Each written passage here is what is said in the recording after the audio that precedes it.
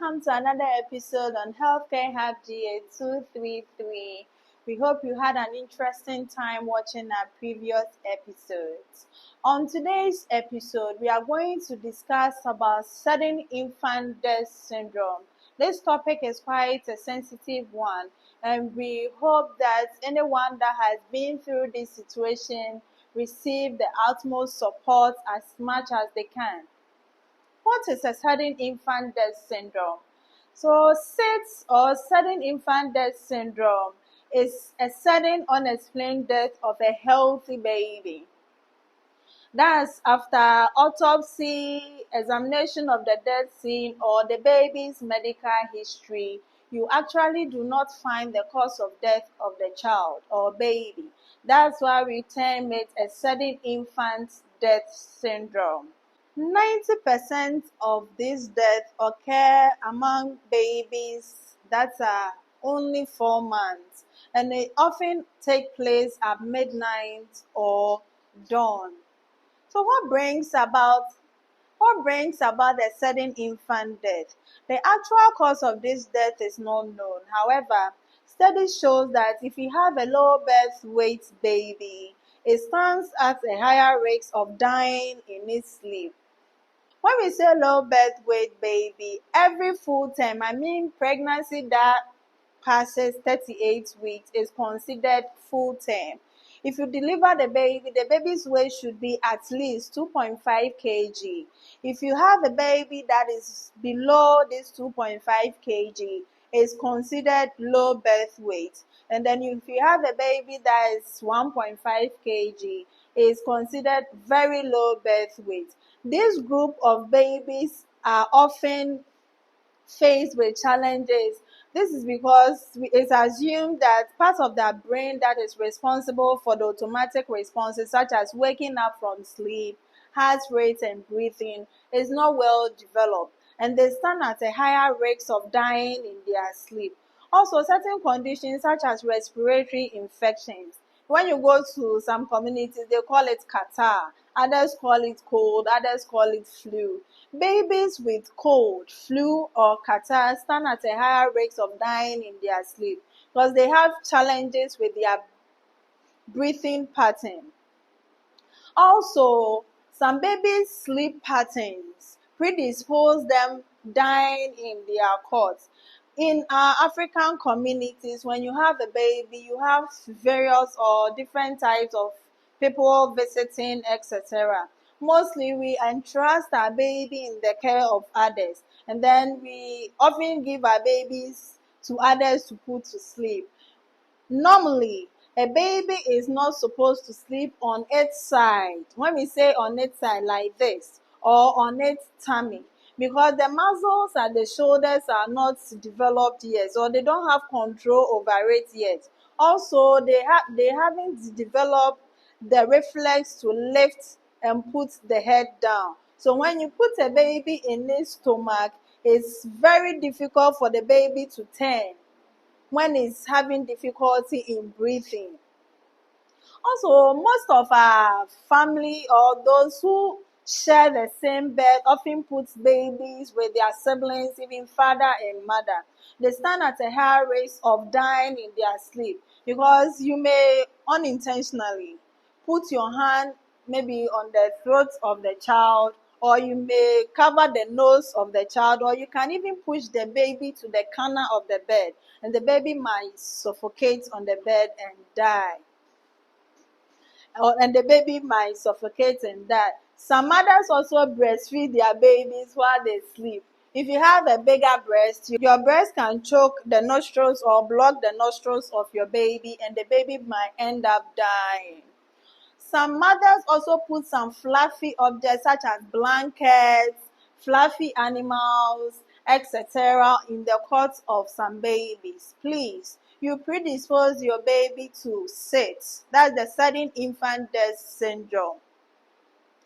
Other mothers do not breastfeed often when they put their babies to sleep. Under normal circumstances, if your baby sleep more than 2 or 3 hours, you are supposed to wake the baby up to breastfeed.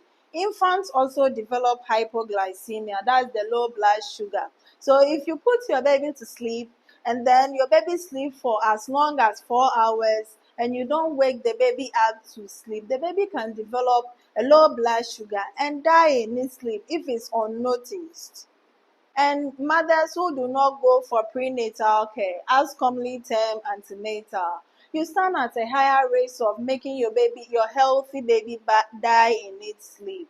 You need to attend antenatal as much as you can and follow all medical advice as much as you can to prevent a sudden infant death of your healthy baby. For individuals who smoke or take illicit drugs around their newborns, please try as much as possible to stop it. You predispose your baby into sudden infant death.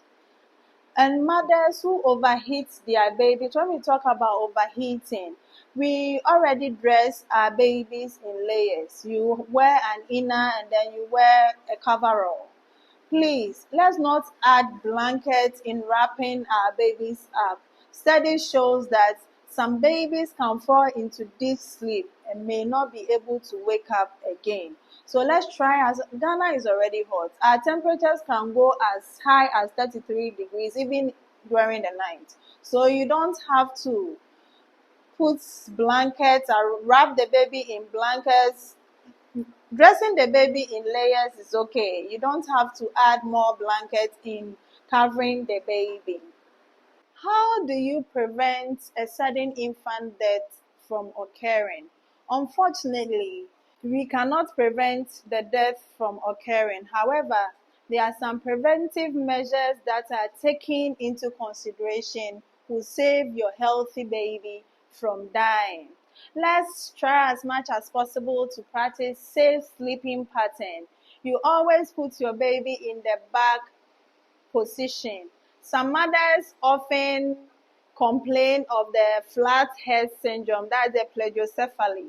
They think that when the baby sleeps flat like this on the back, the baby's head will be flat whilst it's growing up. That's why we always tell you to practice a supervised tummy time.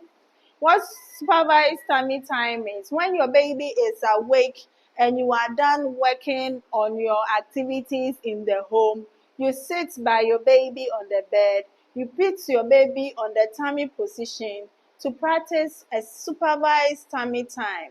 So what the tummy time does is it makes them develop or their shoulder muscles strengthen up and then they learn to lift their head on their own.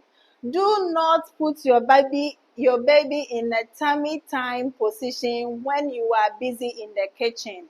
Your baby will suffocate and die. So let's try as much as possible to practice a supervised tummy time. If we are concerned about having plagiocephaly or what we call the flathead syndrome, but always put your baby in the back position when it's fast asleep. Also, let's not overheat our babies. If you put your baby in layers of clothes, you don't need extra blankets in wrapping the baby. And when you are covering your baby, try and put the cloth below the two hands. Do not put it above the two hands. Babies move their hands a lot and they can cover their heads with the cloth and suffocate. Mothers who have separate beds or separate cots for their babies, let's not put lots of things in their cots. You can go to some people's cots, you find diapers, you find wipes, you find teddy bears, you find so many things, and the baby will be tiny sleeping in the middle of this. Babies can choke on these items that we put in their cots. Most families share the same bed with babies when they are born. Preferably, this group of people or siblings, father, etc., can be sleeping on separate beds in the room while the babies sleep on the bed if we cannot afford cots for them.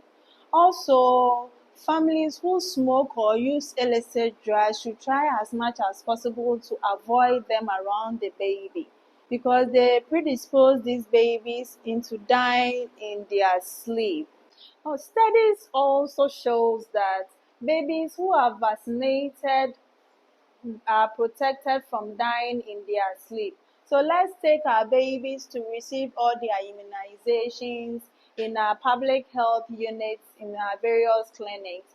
Thank you and see you on the next episodes. Thank you for watching. Please like, share and comment, and please don't forget to subscribe on our YouTube channel at Healthcare Hub DA233. Bye.